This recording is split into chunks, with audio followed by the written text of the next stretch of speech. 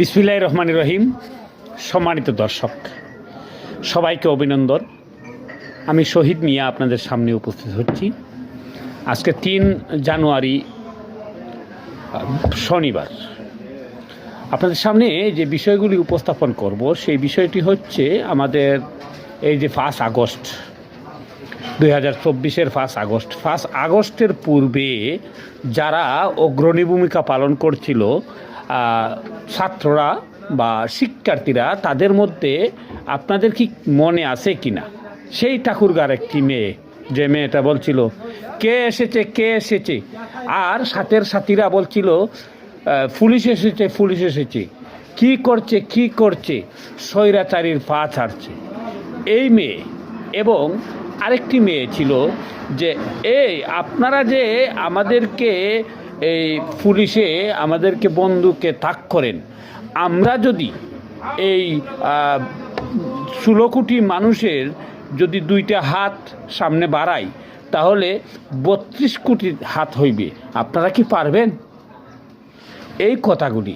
এরপরে এই যে আরেকজন মেয়ে, যে মেয়েটা বলছিল যে এই আপনি আপনি পুলিশ, হ্যাঁ তাইলে আপনি কোন ক্লাস পর্যন্ত লেখাপড়া করছেন, কোন বিশ্ববিদ্যালয়ে পড়ছেন?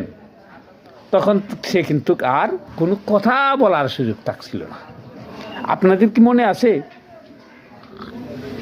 ওই মেয়েদেরকে এখন কিডন্যাপ করা হইতেছে।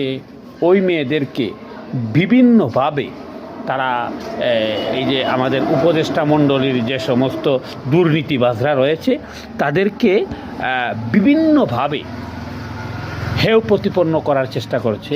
আমি লক্ষ্য করছি হাসনাত, সার্জিস, মাহফুজ, আসিফ সহ যারাই ছিল, আপনারা কি চিন্তা করছেন আপনাদের এই যে ভূমিকা ছিল এই ভূমিকা কি সফল হইতো? না, হইতো না। তো ওরা যদি সামনের কাতারে না থাকতো সফল হইতো না।